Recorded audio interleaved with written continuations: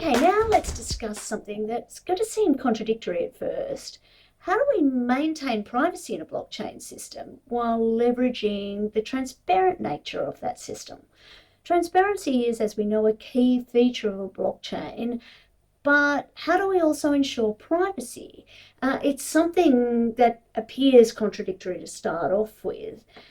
The answer to this comes down to cryptographic keys. One of the reasons a blockchain could end up being so useful for everyone is that its transactions allow for both privacy and transparency, depending on what is called for. And a way that blockchain users can choose their level of privacy is through the use of cryptographic keys, which can also act as a kind of signature on a transaction. But more of that in a moment. Before we get to the keys, it's important to recap why the blockchain itself is transparent. In a blockchain, transactions are recorded in a decentralized tamper-proof ledger. The ledger is visible to all participants, and this promotes trust and accountability. So it runs on something that is called distributed ledger technology, DLT.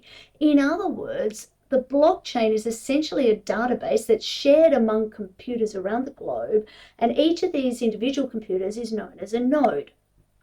The nodes each store a copy of the blockchain's ledger that is updated as they continue to fulfill their duty to the network as validating or validators of transactions. If a node is somehow compromised, a sufficiently decentralized network is going to continue to run as it did before, calling on the other nodes to finish the job and to keep the ledger up to date while the affected node prepares to come back online. This practice helps minimize threats to the integrity of the blockchain networks. Blockchains employ distributed ledger technology to make current and historical transaction data visible and accessible, I guess, to anyone using that network. And that means that they serve as an immutable, ongoing receipt of all transaction activity. The distributed ledger also helps solve a critical problem known as the double spend problem.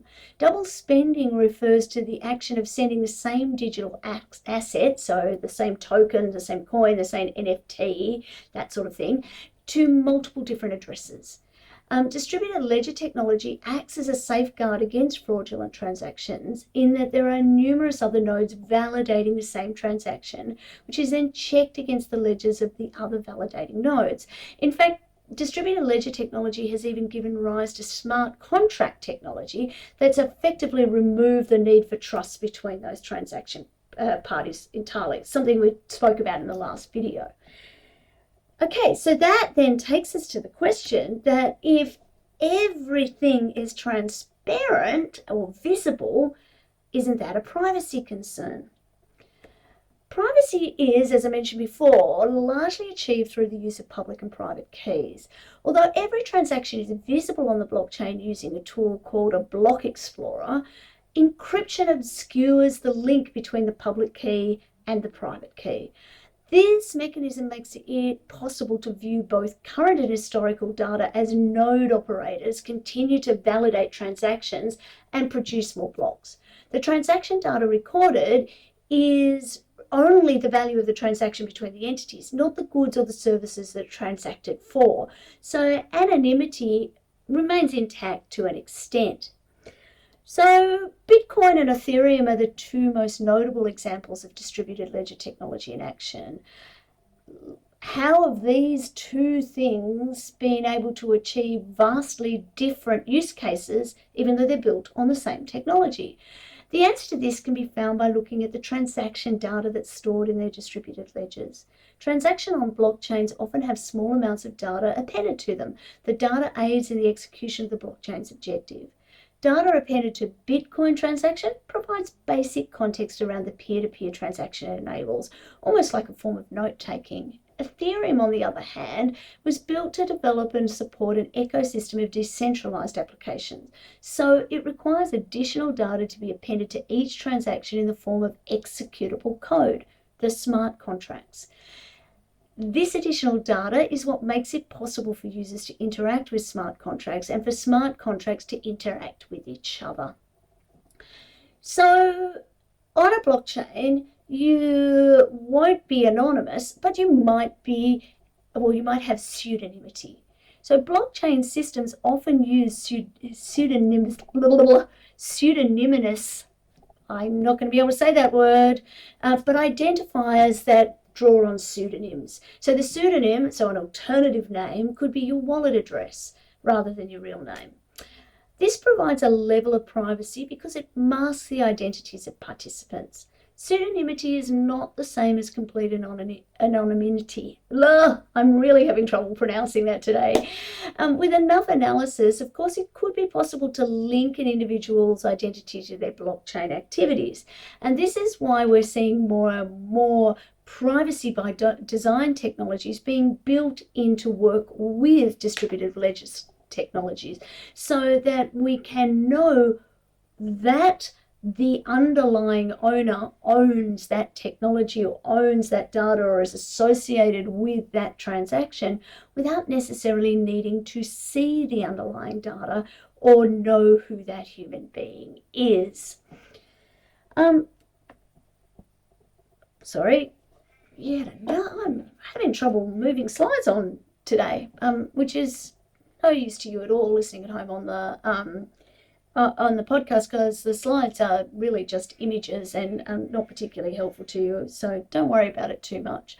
So to finish up here, depending on the requirements, blockchains can enforce transparency or privacy. While the average citizen could protect their privacy by always using a new signature, a new cryptographic key, NGOs, governments, and other public organisations could always use the same identifiable signature, and that would help anyone easily track their spending, for example. This could be a really useful thing to the institutions that in the past have struggled to maintain or obtain public trust.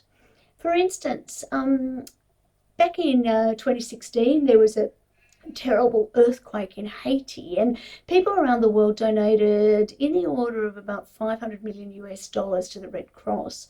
Yet a large proportion of that money just basically vanished.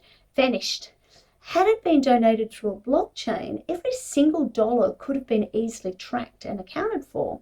The same could happen if a government department began to use blockchain, and taxpayers could get a better idea how their money was being spent. Along with this new level of transparency, a blockchain could also deploy similar levels of privacy.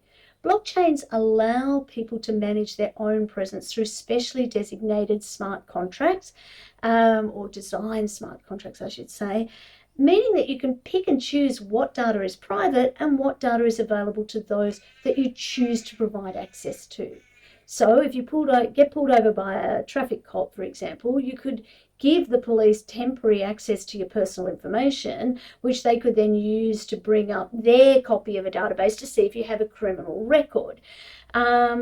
You could, when you stay at a hotel, for example, be able to provide information that was verifiable and trusted about your passport or immigration documents without actually having to hand over that sensitive documentation yourself. If you wanted to make some money, you could even rent out valuable bits of personal data to an advertising corporation, perhaps. Or if you're feeling more charitable, you could donate it to medical researchers, all while keeping your identity under lock and key. So that's what I wanted to say about transparency and privacy. In the next video, what are we going to do in the next one? We're going to start looking at some of the challenges. So I look forward to talking to you then. Cheers.